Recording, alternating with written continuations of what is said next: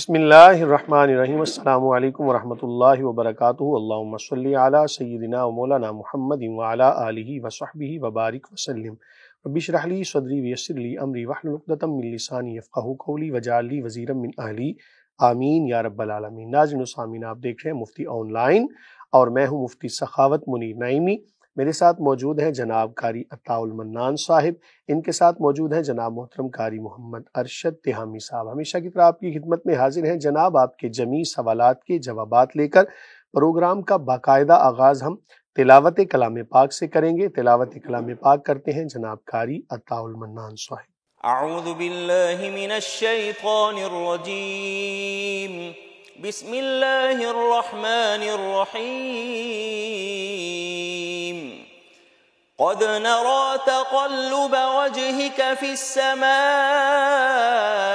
فلنولينك قبلة ترضاها فول وجهك شطر المسجد الحرام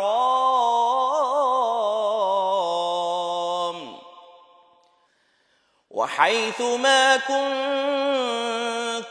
فولوا وجوهكم شطره وَإِنَّ الَّذِينَ أُوتُوا الْكِتَابَ لَيَعْلَمُونَ أَنَّهُ الْحَقُّ مِنْ رَبِّهِمْ وَمَا اللَّهُ بِغَافِلٍ عَمَّا يَعْمَلُونَ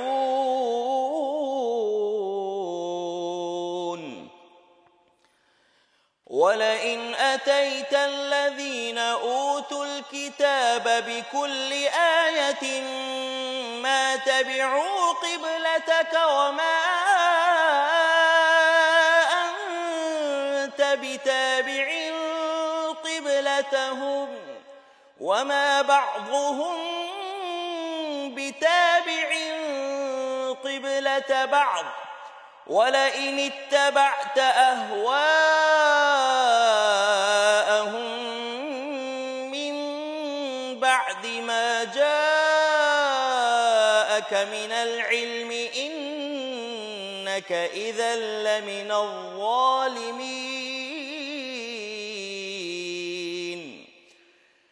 الَّذِينَ آتَيْنَاهُمُ الْكِتَابَ يَعْرِفُونَهُ كَمَا يَعْرِفُونَ أَبْنَاءَهُمْ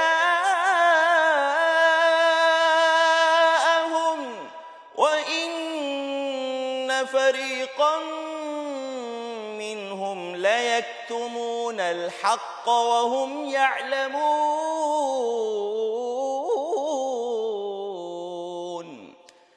الْحَقُّ مِنْ رَبِّكَ فَلَا تَكُونَنَّ مِنَ الْمُمْتَرِينَ۔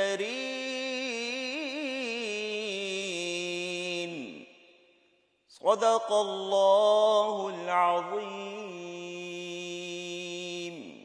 ماشاءاللہ، جزاک اللہ، جزاکم اللہ خیر۔ احباب ذی وقار، آیات بینات کی تلاوت آپ نے سماعت کی۔ یہ سورہ بقرہ کی آیات ہیں، آیت نمبر 144 سے لے کر آیت نمبر 147 تک آج قاری صاحب نے تلاوت کی۔ خالق کائنات نے فرمایا، جس کا مفہوم ہے کہ ہم دیکھ رہے ہیں بار بار آپ کا منہ کرنا آسمان کی طرف، تو ہم ضرور پھیر دیں گے آپ کو اس قبلہ کی طرف جسے آپ پسند کرتے ہیں۔ لو اب پھیر لو اپنا چہرہ مسجد حرام کی طرف۔ اے مسلمانوں، جہاں کہیں تم ہو پھیر لیا کرو اپنے منہ اس کی طرف، اور بے شک وہ جنہیں کتاب دی گئی ضرور جانتے ہیں کہ یہ حکم برحق ہے ان کے رب کی طرف سے، اور نہیں اللہ تعالیٰ بے خبر ان کاموں سے جو وہ کرتے ہیں۔ اور اگر آپ لے آئیں اہل کتاب کے پاس ہر ایک دلیل، پھر بھی نہیں پیروی کریں گے آپ کے قبلہ کی، اور نہ آپ پیروی کرنے والے ہیں ان کے قبلہ کی، اور نہ وہ ایک دوسرے کے قبلہ کو ماننے والے ہیں، اور اگر بفرض محال آپ پیروی کریں ان کی خواہشوں کی اس کے بعد کہ آ چکا آپ کے پاس علم، تو یقیناً آپ اس وقت ظالموں میں شمار ہوں گے۔ جن لوگوں کو ہم نے کتاب دی ہے وہ پہچانتے ہیں انہیں جیسے وہ پہچانتے ہیں اپنے بیٹوں کو، اور بے شک ایک گروہ ان میں سے چھپاتا ہے حق کو جان بوجھ کر، یہ حق ہے تیرے رب کی طرف سے، تو ہرگز نہ بن جانا شک کرنے والوں سے۔ احباب ذی وقار، تحویل قبلہ کا تبدیل ہونا، اس کے حوالے سے تذکرہ ہوا۔ پہلی آیت مبارکہ میں ارشاد ہوا کہ ہم دیکھ رہے ہیں، یہ بڑا محبت والا جملہ ہے۔ یہ نہیں کہا کہ ہم نے دیکھا، ماضی کا صیغہ استعمال نہیں فرمایا، بلکہ کہا کہ ہم دیکھ رہے ہیں۔ اے حبیب صلی اللہ علیہ وآلہ وسلم، ہر آن ہم آپ کے مبارک چہرے کو دیکھ رہے ہیں۔ اللہ اکبر، بار بار آپ کا منہ کرنا آسمان کی طرف۔ کریم آقا علیہ الصلوۃ والسلام جب بیت المقدس کی جانب منہ کر کے نماز ادا فرمایا کرتے تھے، مسلمان بھی کریم آقا علیہ الصلوۃ والسلام کی اتباع کے اندر اسی جانب منہ کر کے نماز ادا کیا کرتے تھے۔ وقت گزرتا گیا، کریم آقا علیہ الصلوۃ والسلام کے مبارک دل کے اندر یہ خواہش تھی کہ عرب کا جو علاقہ ہے، چونکہ ان کی توجہ بیت اللہ کی جانب زیادہ ہے، تو اگر یہ قبلہ بنے گا تو لوگ اسلام کی طرف زیادہ راغب ہوں گے۔ اس کے علاوہ اور بھی بے شمار حکمتیں تھیں۔ تو بار بار کریم آقا علیہ الصلوۃ والسلام اللہ تعالیٰ کی جانب رجوع کرتے ہوئے آسمان کی طرف چہرہ مبارک اٹھاتے۔ اللہ تعالیٰ نے اس کیفیت کو بھی بیان فرمایا، فرمایا کہ حبیب صلی اللہ علیہ وآلہ وسلم، ہم آپ کا چہرہ مبارک بار بار آسمان کی جانب کرنا دیکھ رہے ہیں۔ اب ساتھ ہی فرما دیا کہ اب اپنے مبارک چہرے کو مسجد حرام کی طرف کر لیجئے، اور ہم اس سے پہلے فرمایا کہ ان قریب اس جانب ہم آپ کو حکم ارشاد فرمائیں گے، اس قبلہ کی جانب کہ جہاں آپ راضی ہوں۔ اس سے پتہ چلتا ہے کہ نبی کریم صلی اللہ علیہ وآلہ وسلم کی رضا اللہ تعالیٰ کو مطلوب ہے۔ یہ محبت کی باتیں ہیں کہ اللہ تعالیٰ اپنے حبیب صلی اللہ علیہ وآلہ وسلم کی رضا چاہتا ہے۔ خدا کی رضا چاہتے ہیں دو عالم، خدا چاہتا ہے رضا محمد صلی اللہ علیہ وآلہ وسلم۔ تو اب حکم ارشاد ہوا کہ اپنا چہرہ مسجد حرام کی طرف کر لیجئے۔ جس جگہ پر کریم آقا علیہ الصلوۃ والسلام نماز ادا فرما رہے تھے، جب یہ حکم نازل ہوا، فی الفور کریم آقا علیہ الصلوۃ والسلام نے اپنا مبارک چہرہ بیت المقدس سے مسجد حرام کی طرف کر لیا۔ آپ اگر مدینہ شریف جائیں، مکہ شریف، اللہ تعالیٰ سب کو زیارات نصیب فرمائے، تو مسجد قبلتین اس کو کہا جاتا ہے، وہاں تحویل قبلہ ہوئی۔ تو آپ دیکھیں نا، اگر وہاں پر جا کے جیسے ہی مسجد میں آپ داخل ہوں، جس دروازے سے، مین دروازے سے اگر مسجد کے ہال کے اندر داخل ہوں، تو آپ ایسے اوپر کی جانب دیکھیں گے نا، تو وہاں بھی محراب بنی ہوئی ہے، اور 2 محرابیں ہیں وہاں پر۔ پتہ چلتا ہے کہ کیسے کریم آقا علیہ الصلوۃ والسلام نے بالکل اپوزٹ چہرہ کیا، یعنی جس جانب منہ کر کے نماز ادا فرما رہے تھے، اب بالکل مخالف سمت میں چہرہ کیا۔ صحابہ کرام علیہم رضوان نے بھی اسی طرح نبی کریم صلی اللہ علیہ وآلہ وسلم کی اتباع کے اندر فی الفور نماز کے اندر ہی اللہ تعالیٰ کے حکم کی فرما برداری کرتے ہوئے جناب قبلے کو تبدیل کر دیا۔ اس سے پتہ چلتا ہے کہ دین نام ہی اسی چیز کا ہے، نبی کریم صلی اللہ علیہ وآلہ وسلم کی اتباع کا، اللہ تعالیٰ کے احکامات کی فرما برداری کا۔ تو فرمایا کہ ہم اسی جانب آپ کا چہرہ کر دیں گے، اسی جانب حکم ارشاد فرما دیں گے۔ ایسا ہی ہوا۔ اس کے بعد فرمایا کہ بے شک وہ جنہیں کتاب عطا کی گئی ضرور جانتے ہیں کہ یہ حکم برحق ہے، یعنی جو یہود ہیں، نصارہ ہیں، وہ بھی جانتے ہیں کہ اللہ تعالیٰ کی طرف سے یہ احکامات برحق ہیں، لیکن اس کے باوجود وہ حسد کی بنا پر، تعصب کی بنا پر اس بات کا اقرار نہیں کرتے۔ فرمایا اللہ نہیں ان سے بے خبر جو یہ کام کر رہے ہیں۔ اہل کتاب کی یا دیگر بھی جو بھی لوگ ہیں دنیا کے اندر، اس بات کو بخوبی جان لیں کہ اللہ تعالیٰ تمام لوگوں کے کاموں سے باخبر ہے۔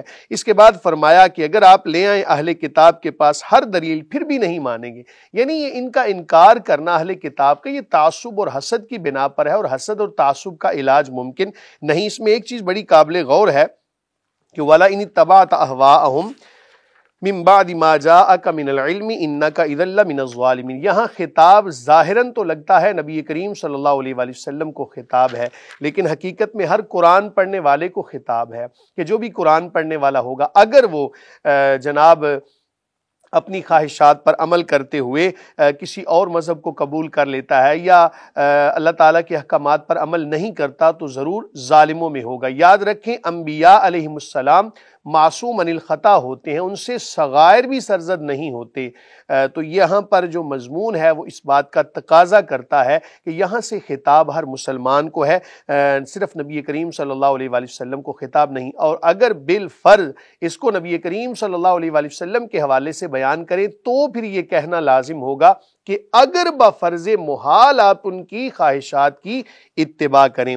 اور بھی بہت ساری باتیں ہیں، آپ کتب تفاسیر کی جانب رجوع کر سکتے ہیں۔ اللہ تعالیٰ کی بارگاہ میں دعا ہے کہ خالق کائنات ہمیں قرآن مجید فرقان حمید کی تعلیمات کو سمجھنے، بیان کرنے اور ان پر صحیح معنوں میں عمل کرنے کی توفیق عطا فرمائے۔ پروگرام کے اگلے مرحلے کی جانب بڑھتے ہیں جناب۔ جیسا کہ آپ جانتے ہیں ہمارا اگلا مرحلہ حمد باری تعالیٰ پر مشتمل ہوتا ہے۔ اللہ تعالیٰ کی بارگاہ میں حمد و ثنا پیش کریں گے جناب قاری محمد ارشد تہامی صاحب۔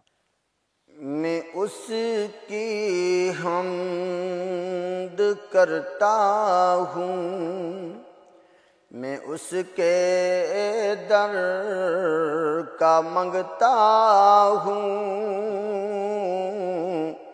میں اس کی حمد کرتا ہوں، میں اس کے در کا منگتا ہوں، کہ جس کے در پہ جا کے ہر اداسا ٹھہر جاتا ہے، میں اس کی حمد کرتا ہوں۔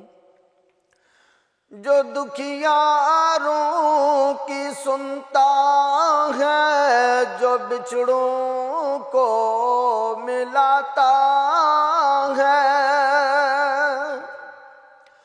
جو دکھیاروں کی سنتا ہے، جو بچھڑوں کو ملاتا ہے، جو ہر منگتے کو دیتا ہے، جو ہر منگتے کا داتا ہے، میں اس کی حمد کرتا ہوں، میں اس کے در کا منگتا ہوں، کہ جس در پہ میں جب کاسا اٹھاتا ہوں، اسی کے در پہ جاتا ہوں، میں جب کاسا اٹھاتا ہوں، اسی کے در پہ جاتا ہوں، مجھے جو بھی ضرورت ہو اسی کے در سے لاتا ہوں، مجھے جو بھی ضرورت ہو اسی کے در سے لاتا ہوں، کہ جس کے در پہ جا کے ہر اداسا ٹھہر جاتا ہے، میں اس کی حمد کرتا ہوں، اسی سے مانگتا ہوں میں اگر محتاج ہوتا ہوں، اسی سے مانگتا ہوں میں اگر محتاج ہوتا ہوں، وہی دیتا ہے دے گا بھی، اسی کا رزق کھاتا ہوں، وہی دیتا ہے دے گا بھی، اسی کا رزق کھاتا ہوں، کہ جس کے در پہ جا کے ہر اداسا ٹھہر جاتا ہے، میں اس کی حمد کرتا ہوں، ضرورت ہو نہیں سکتی کسی کے پاس جانے کی، ضرورت ہو نہیں سکتی کسی کے پاس جانے کی، عطا رب کی ہی ہوتی ہے، کبھی جو عرض کرتا ہوں، عطا رب کی ہی ہوتی ہے، کبھی جو عرض کرتا ہوں، کہ جس کے در پہ جا کے گھر اداساں ٹھہر جاتا ہے، میں اس کی حمد کرتا ہوں۔ میرے الفاظ گونگے ہی کروں تعریف کیا اس کی، میرے الفاظ گونگے ہی کروں تعریف کیا اس کی، جو ریزہ ریزہ ہڈیوں کو دوبارہ سے اٹھاتا ہے،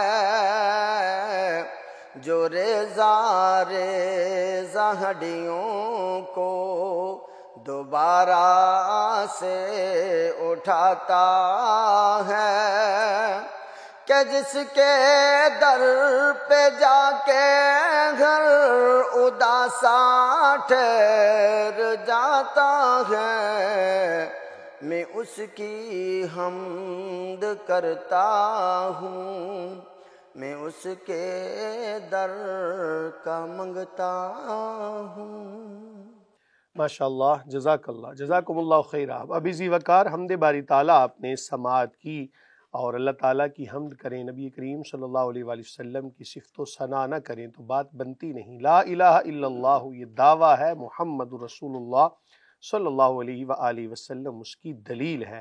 ظاہر ہے کہ مسلمان تو وہی ہوتا ہے جو اطیع اللہ و اطیع الرسول پر عمل کرنے والا ہو، جہاں اللہ تعالیٰ کی حمد و ثنا کریں، ساتھ ہی رسول اللہ صلی اللہ علیہ وآلہ وسلم کی صفت و ثنا کرنا بھی مومن کی علامات میں سے ہے۔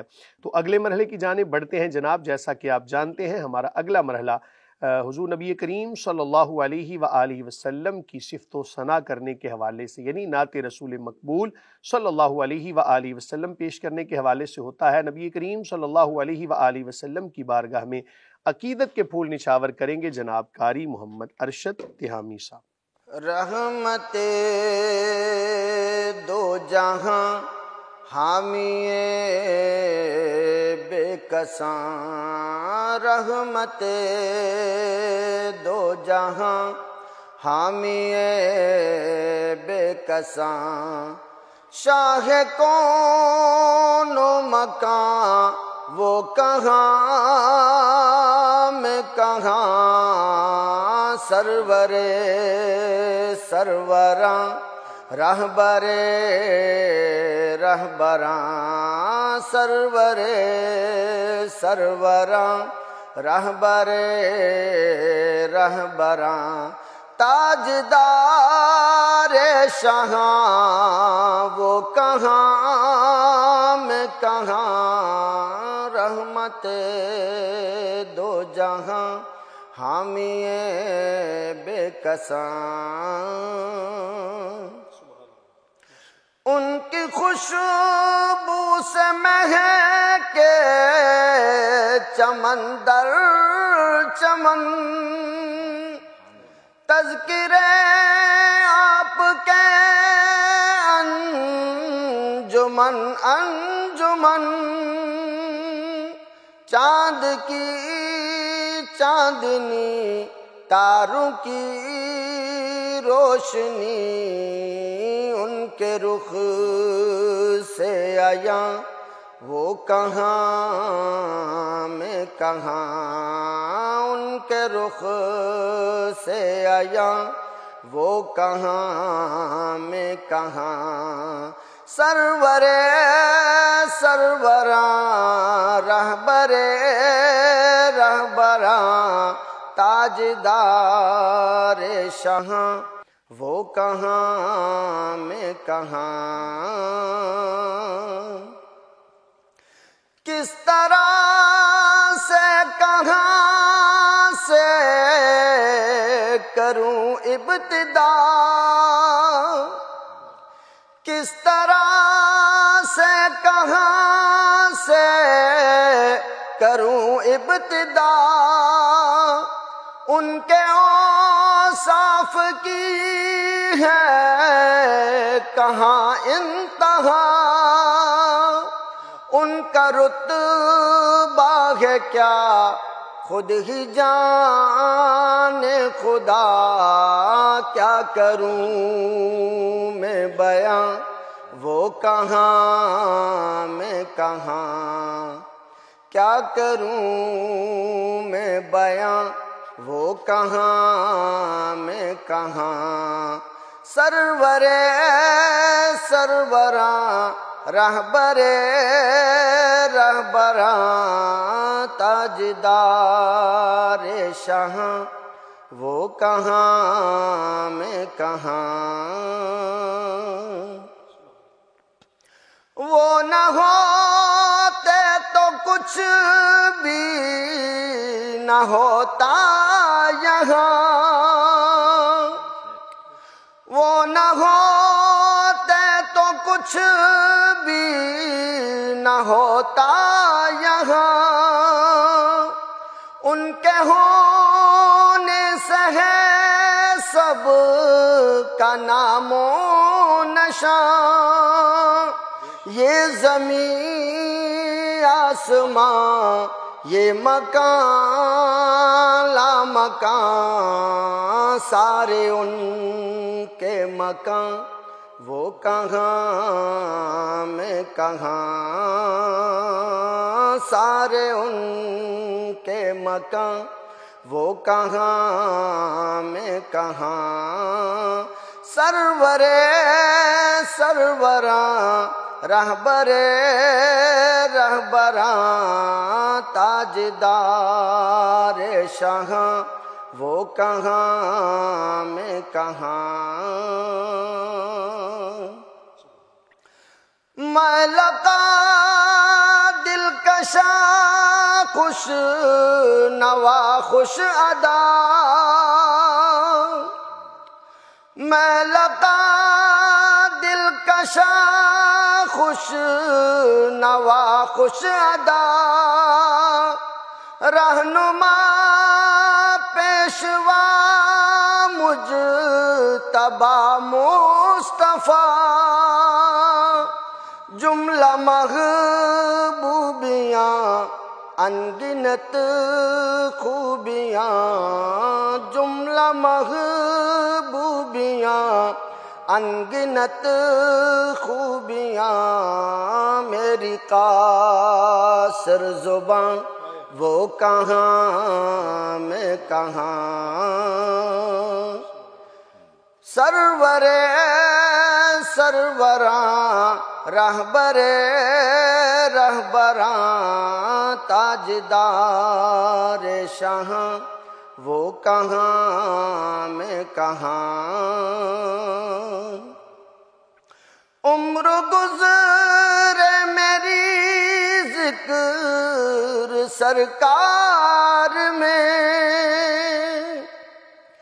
عمر گزرے میری ذکر سرکار میں، جاؤں ان کے ظہوری جو دربار میں، آخری سانس لوں نعت پڑھتا رہوں، آخری سانس لوں آخری سانس لوں نعت پڑھتا رہوں، ختم ہوگی یہاں وہ کہاں میں کہاں، سرور سروراں رہبر رہبراں تاجدار شاہاں، وہ کہاں میں کہاں۔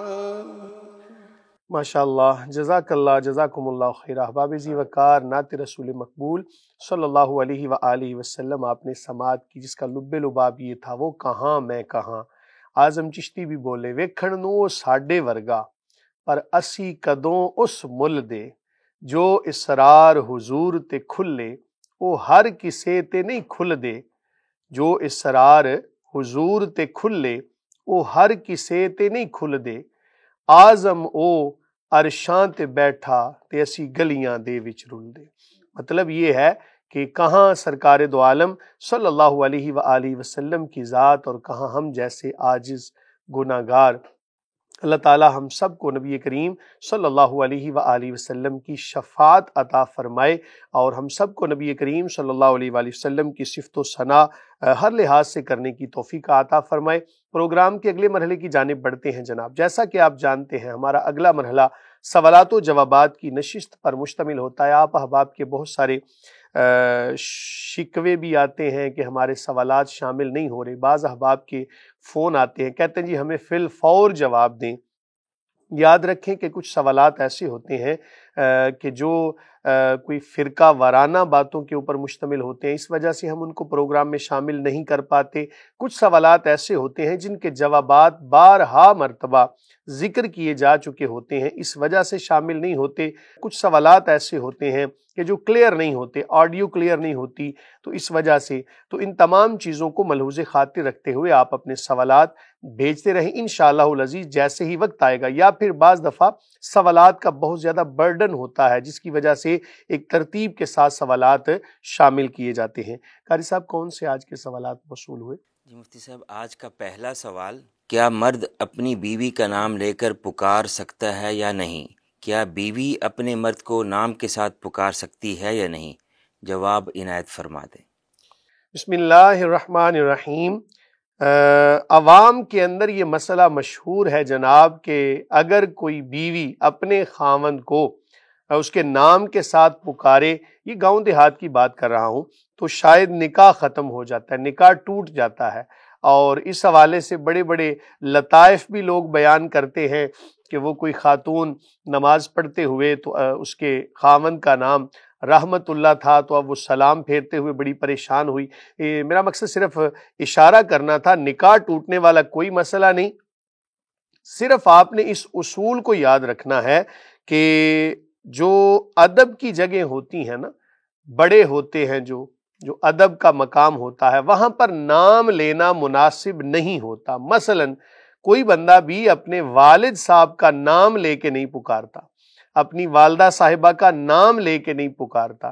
اسی طرح بڑے بھائی ہیں تو ان کا نام لے کر پکارنا ذرا معاشرے کے لحاظ سے تھوڑا سا ادب کے اندر کمی کا باعث بنتا ہے، اس وجہ سے جو بڑے رشتے ہوتے ہیں ادب والے، ان کا نام نہیں پکارا جاتا۔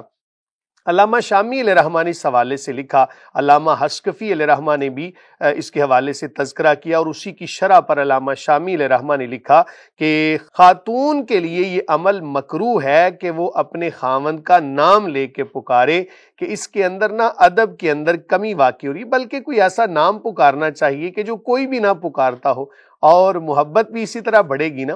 بلکہ بعض خواتین اپنے جو خاوند ہیں ان کے حوالے سے ہنی نام رکھ دیتی ہیں، اب وہ شہد کی جانب نسبت کرتے ہیں۔ اللہ کرے کہ ہر کسی کی زندگی کے اندر مٹھاس ہو، خاوند بھی مٹھاس والے معاملات کرے، اور بیوی بھی۔ خاوند جو ہے وہ اپنی بیوی کا نام لے کے پکار سکتا ہے، لیکن بہتر یہ ہے اس کو بھی چاہیے کہ کوئی ایسا نام رکھے کہ جو کوئی نہ پکارتا ہو، تاکہ محبتیں پیدا ہوں۔ وگرنہ اگر کوئی اور نام لے کے پکارے اور ساتھ بے ادبی کرے تو یہ جائز نہیں ہے۔ اصل مقصد کیا ہے؟ ادب کو ملحوظ خاطر رکھنا، تعظیم کو، تکریم کو۔ اگر یہ چیزیں شامل حال رہیں تو پھر جناب اگر بالفرض کسی نے نام لے کے پکار دیا تو گناہ گار نہیں ہوگی، لیکن بہتر عمل یہی ہے، چونکہ علامہ شامی علیہ رحمٰ نے اس حوالے سے لکھا کہ مکروہ ہے، اس لیے بچ جانا بہتر ہے۔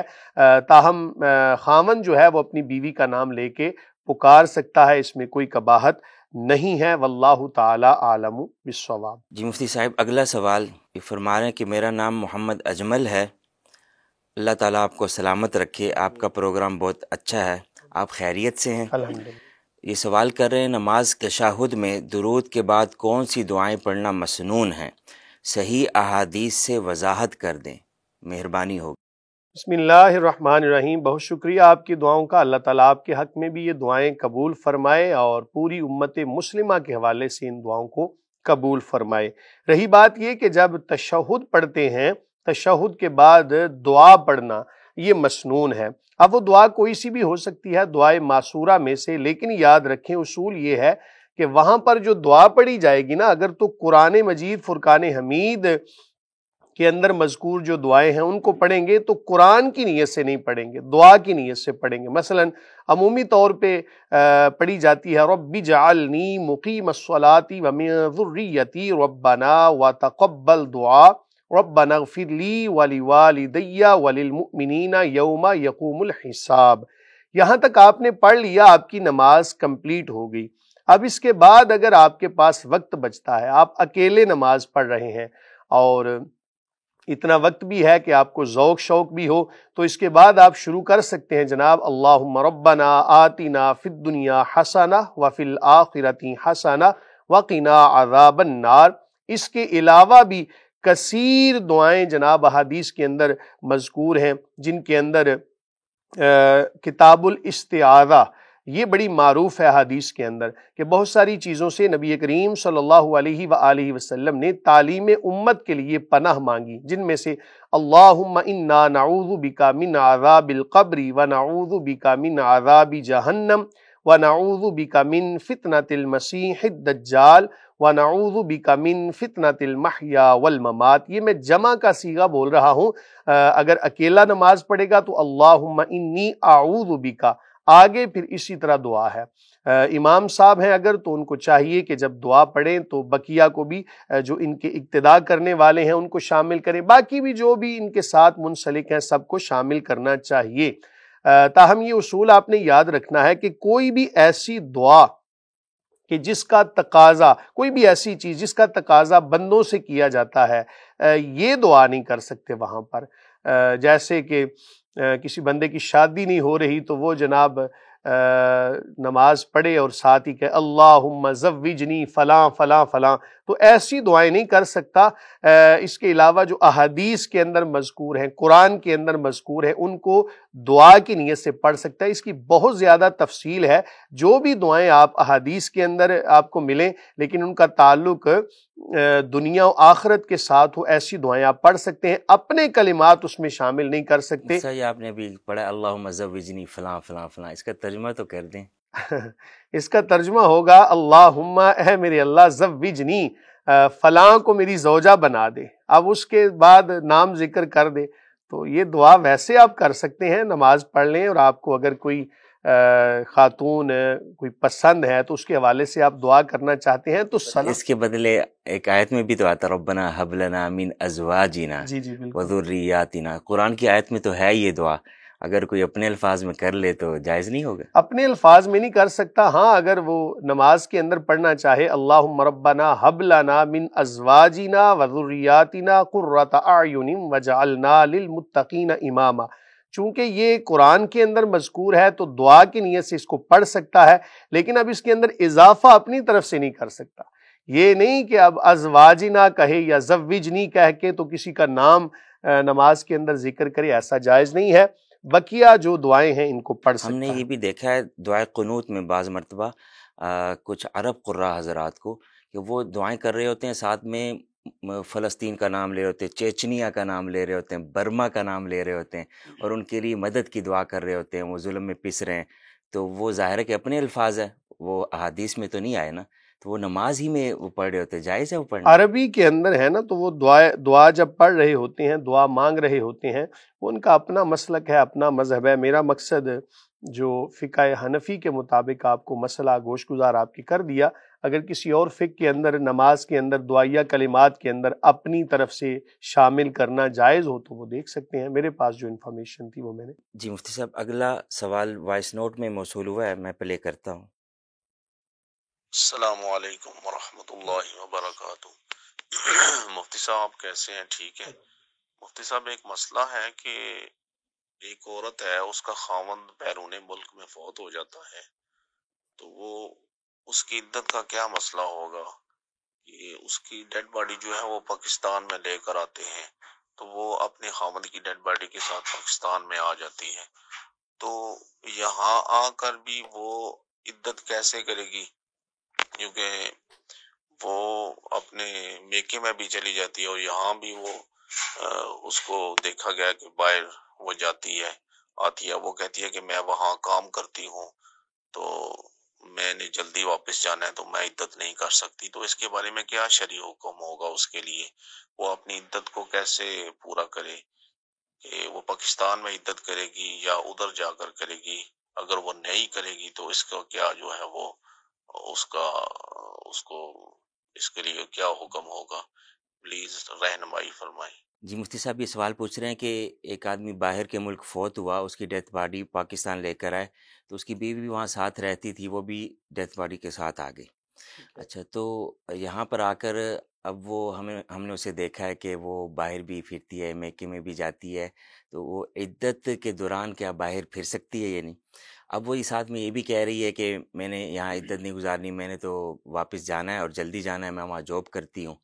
تو سوال یہ پوچھ رہے ہیں کہ عدت وہ پاکستان میں ہی میں گزارے، اس کا یہاں گزارنا ضروری ہے؟ اگر وہ نہ گزارے عدت تو شریعت میں اس کا کیا حکم ہے؟ بسم اللہ الرحمن الرحیم۔ یہ مسئلہ آپ نے یاد رکھنا ہے کہ جن چیزوں کا تعلق اللہ تعالیٰ کے احکامات کے ساتھ ہے اس میں ہم اپنی قیاس کو شامل نہیں کر سکتے۔ اللہ تعالیٰ نے جو حکم ارشاد فرمایا وہاں پر اپنی عقلوں کو قربان کر دینے کا نام ہی دین اسلام ہے۔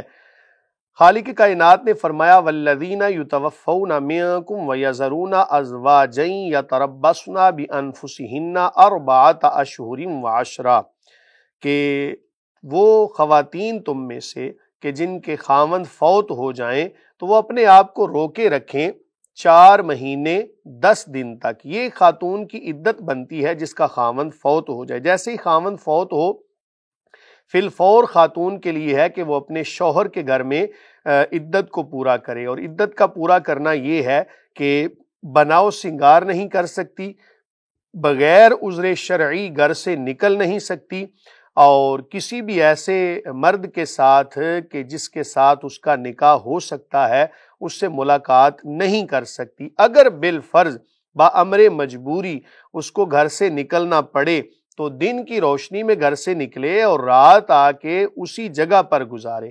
اس کے اندر بہت ساری حکمتیں ہیں اور خاتون کے لحاظ سے تحفظات ہیں۔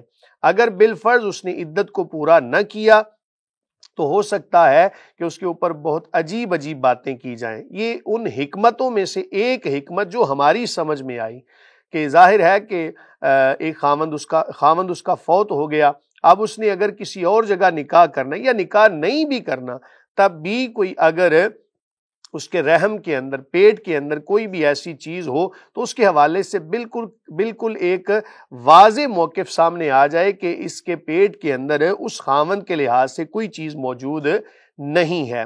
اور یہ بات بھی یاد رکھیں کہ اگر کوئی خاتون حاملہ ہو تو جب تک وضع حمل نہیں ہوگا تب تک وہ خاتون عدت کے اندر ہے۔ مثال کے طور پہ ایک خاتون، اس کا خاوند فوت ہوا تو 3 دن کے بعد وضع حمل ہو گیا، یعنی بیٹی یا بیٹا پیدا ہو گیا، تو اب اس خاتون کی عدت مکمل ہو گئی، کیونکہ جو سورہ طلاق کی آیت ہے نا عدت کے حوالے سے، وضع حمل، یہ بعد میں نازل ہوئی، اور بعد میں جو چیز نازل ہو اس کو ناسخ مانا جاتا ہے۔ پہلی چیز کو یا تو منسوخ مانا جاتا ہے یا پھر جو دوسری آیت ہے وہ پہلی کی تشریح ہوتی ہے۔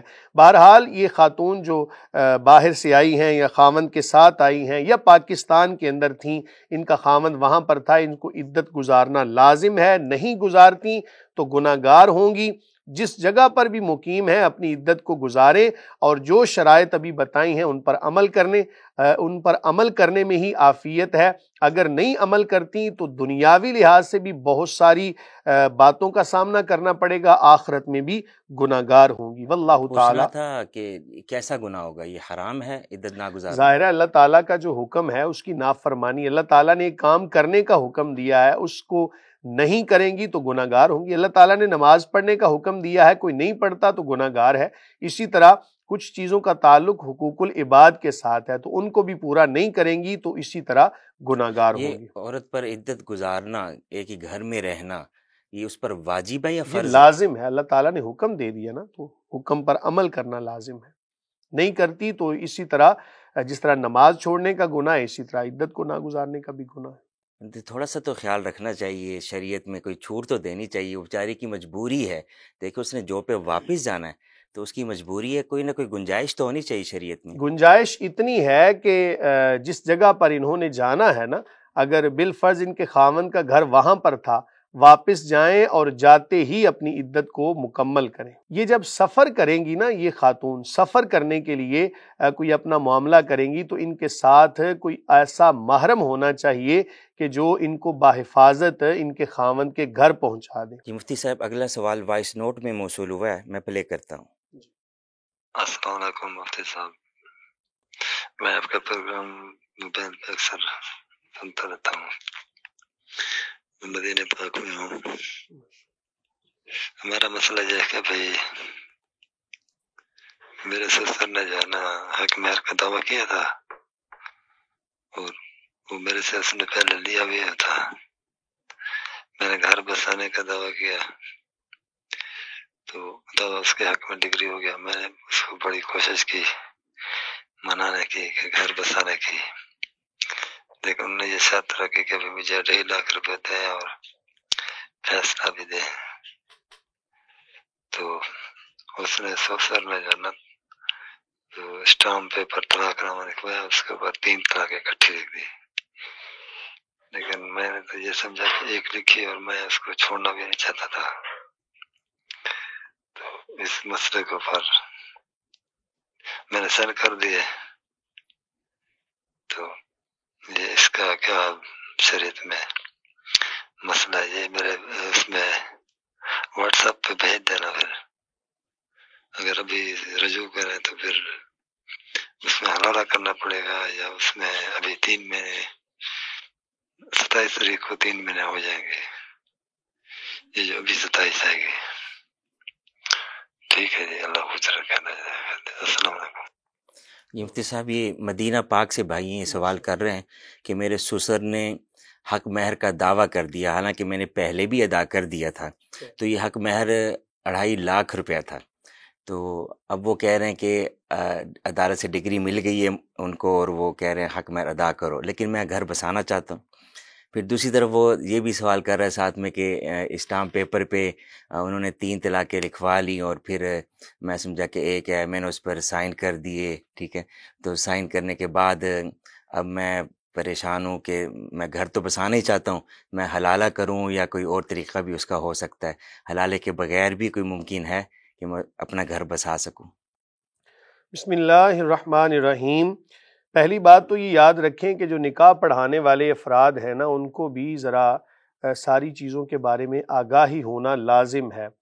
ہمارے ہاں یہ ہوتا ہے کہ کہتے ہیں جی فلاں مولوی صاحب کم پیسوں میں ہمارا نکاح پڑھا دیں گے، 1000 روپیہ لے لیں گے، 2000 روپیہ، باقی تمام چیزوں کے اوپر جناب بڑی بڑی جو سرمایہ ہے اپنا وہ خرچ کر دیں گے، لیکن نکاح پڑھانے کے حوالے سے کہیں گے جی 1000 روپیہ مولوی صاحب لے لیں، بلکہ فری میں ہمارا نکاح پڑھا دیں تو کیا ہی بات ہے، مزہ آ جائے۔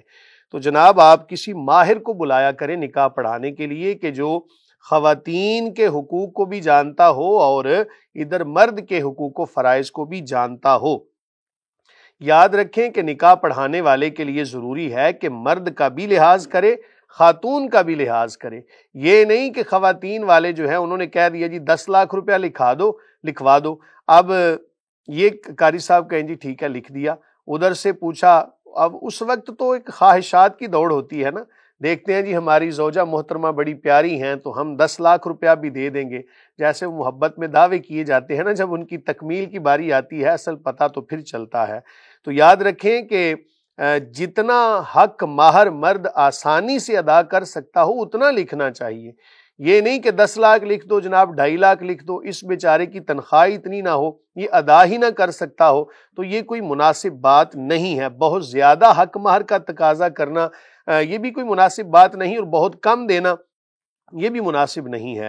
تو دونوں کا لحاظ کرتے ہوئے ہی حق مہر کا تعین کرنا چاہیے.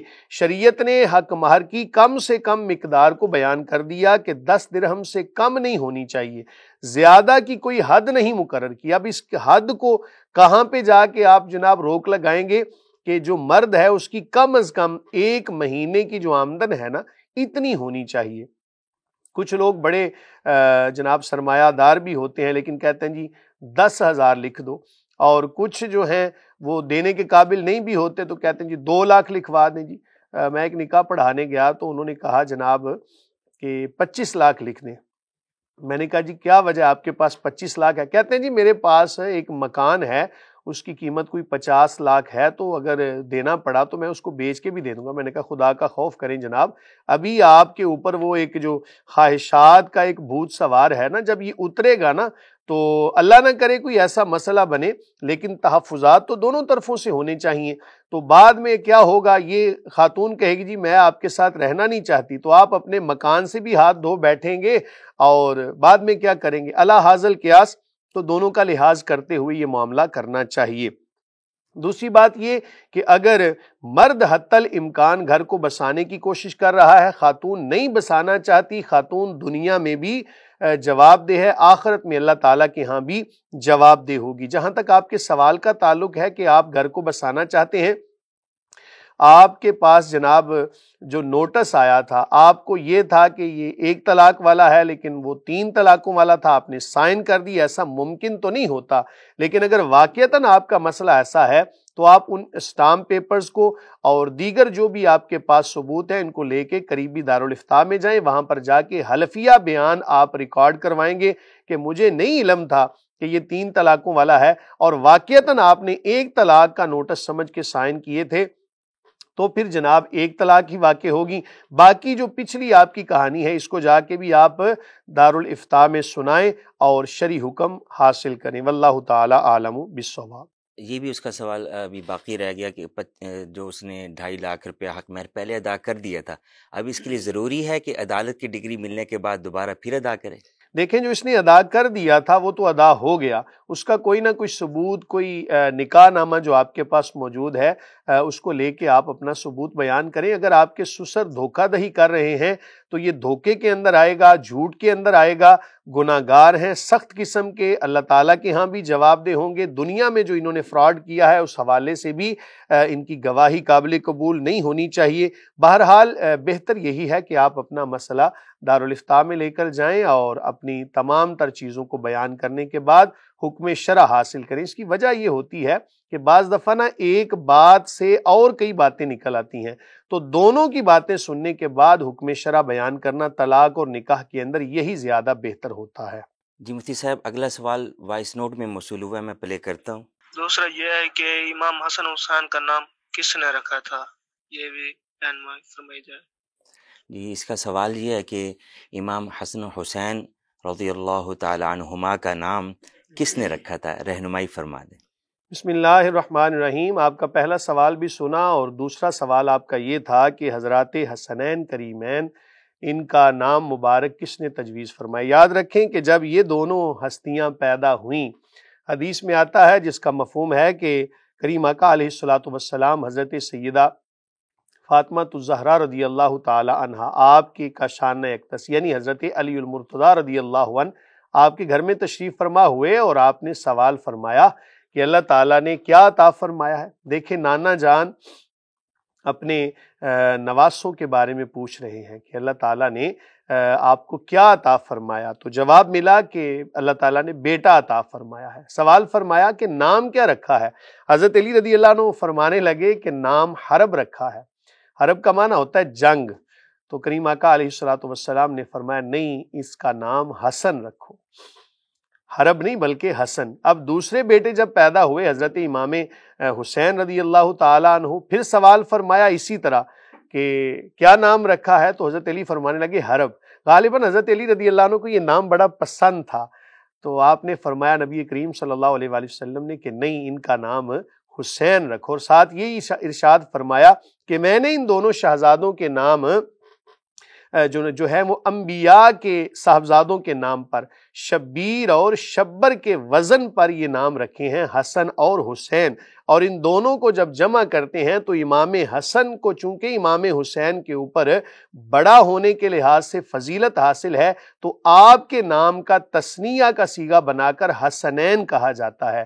قربان جاؤں، کتنے قسمت والے، کتنے مقدر والے یہ لوگ ہیں، کیا ہستیاں ہیں کہ جن کے نام اللہ کے حبیب تجویز فرما رہے ہیں، جن کو گٹی نبی کریم صلی اللہ علیہ وآلہ وسلم عطا فرما رہے ہیں، جن کی تربیت نبی کریم صلی اللہ علیہ وآلہ وسلم کی مبارک گود کے اندر ہو رہی ہے۔ یہ وہ ہستیاں ہیں کہ جن کی شان اللہ تعالیٰ نے بلند فرما دی، جن کا نام، جن کے ناموں پر نام رکھنا آج باعث فخر سمجھا جاتا ہے، اور ان کی سیرت پر عمل کرنے میں ہی عافیت ہے۔ رہی بات یہ کہ یاد رکھیں کہ کچھ چیزیں ایسی ہوتی ہیں جناب کہ جو اللہ تعالیٰ کی طرف سے مقرر کر دی جاتی ہیں، کس نے کہاں پر دفن ہونا ہے، کس کا جو قبر مبارک ہے کسی کی وہ کہاں پر بنے گی، اللہ تعالیٰ کی طرف سے تجویز ہوتا ہے، اللہ تعالیٰ کی طرف سے یہ حکم ہوتا ہے۔ باقی تمام چیزیں جو ہیں نا، یہ بہانہ بنتی ہیں، کہ کوئی بہانہ ایسا بن جاتا ہے کہ وہ بندہ خود ہی وہاں پر چلا جاتا ہے، یا لوگوں کے مابین جو فیصلہ ہوتا ہے، جس طرح آپ دیکھتے ہیں حضور نبی کریم صلی اللہ علیہ وآلہ وسلم آپ کی مبارک تدفین کے حوالے سے جب اختلاف پیدا ہوا تو حضرت سیدنا صدیق اکبر رضی اللہ تعالیٰ عنہ، آپ نے وہاں پر یہ حکم ارشاد فرمایا کہ میں نے رسول اللہ صلی اللہ علیہ وآلہ وسلم سے سنا ہے کہ جب نبی جس جگہ پر ان کا وصال ہوتا ہے، وصال با کمال ہوتا ہے، وہیں پر ان کی مبارک تدفین ہوتی ہے، اور نبی کریم صلی اللہ علیہ وآلہ وسلم آپ کا مبارک وصال حضرت اماں عائشہ الصدیقہ عفیفہ رضی اللہ تعالیٰ عنہ آپ کے مبارک حجرے کے اندر ہوا، وہیں پر آپ کی مبارک تدفین کا جو معاملہ ہے وہ ہوا، اور اس کے بعد حضرت سیدنا ابوبکر صدیق رضی اللہ عنہ آپ کی وہاں پر مبارک تدفین ہوئی، اس کے بعد حضرت عمر ابن خطاب رضی اللہ تعالیٰ عنہ علی حاضل قیاس، اسی طرح حضرت سیدہ فاطمہ الزہرا رضی اللہ تعالی عنہا ہیں، آپ کی مبارک تدفین جنت البقیع کے اندر ہوئی، اور بھی کثیر صحابہ کرام علیہم رضوان ان کی تدفین وہاں پر ہوئی۔ اور یہ بات یاد رکھیں کہ یہ سارے کے سارے معاملات یہ اللہ تعالیٰ کی طرف سے ہوتے ہیں، کسی بندے کی جرت نہیں کہ کوئی ان ہستیوں کو ان کے مقام سے ہٹا دے۔ تو اللہ تعالیٰ کے جیسے فیصلے تھے اسی طرح امت کے مابین یہ فیصلے قرار پاتے گئے۔ ہم اگر یہ مسئلہ بھی یاد رکھیں، کچھ لوگ نا ان چیزوں کو بنیاد بنا کر لمبی لمبی ابحاث کرتے ہیں، باتیں کرتے ہیں، کہتے ہیں فلاں نے فلاں کے ساتھ معاذ اللہ ایسا کیا۔ یاد رکھیں یہ وہ ہستیاں ہیں کہ جن کی شان اللہ تعالیٰ نے قرآن میں بیان فرما دی، اور رضی اللہ عنہم ورضوا عنہ، کہ یہ اللہ سے راضی ہو گئے، اللہ تعالیٰ کی ذات ان سے راضی ہو گئی۔ اس لیے کوئی بھی ایسا جملہ زبان پر نہ لائیں، اور ظاہر ہے کہ قبر میں یہ سوال تو نہیں ہوگا کہ فلاں نے فلاں کے ساتھ کیا کیا، قبر میں سوال یہ ہوگا کہ تم نے کیا کیا۔ تو بہرحال اگر کوئی ظاہری اختلاف تھا بھی صحابہ کرام علیہم رضوان کے مابین، تو وہ رضی اللہ عنہم ورضوا عنہ کا جو ایک مجدہ ہے، اس کی وجہ سے اللہ تعالیٰ ان سے راضی ہو گیا، وہ اللہ تعالیٰ سے راضی ہو گیا۔ واللہ تعالیٰ عالم بالصواب۔ جی بہت شکریہ مفتی صاحب، اور آپ صاحب احباب کا بھی بہت شکریہ جو اپنے سوالات ہمیں بھیجتے ہیں۔ امید ہے مفتی صاحب کے قرآن و سنت کی روشنی میں دیے گئے جوابات سے آپ کو رہنمائی ملی ہوگی۔ آپ سب دیکھنے والوں سے یہ گزارش ہے کہ کسی بھی دینی، شرعی، اخلاقی اور اصلاحی معاملے میں اگر رہنمائی چاہتے ہیں تو مفتی آن لائن میں اپنے سوالات سکرین پر دیے گئے نمبر پر بھیجیں، یا آپ ہمارے سوشل میڈیا کے ذریعے بھی ہم سے رابطہ کر سکتے ہیں۔ اور آپ سب دیکھنے والوں سے یہ بھی گزارش ہے کہ واٹس ایپ پر اپنے سوالات لکھ کر بھیجیے یا وائس نوٹ کے ذریعے بھیجیے۔ کالز ہم ریسیو نہیں کر سکتے، آپ کے سوالات کو ہم پروگرام میں شامل کریں گے اور ان کا مکمل شرعی حل بتائیں گے۔ سب دیکھنے والوں کا بہت شکریہ۔ وما علینا الا البلاغ۔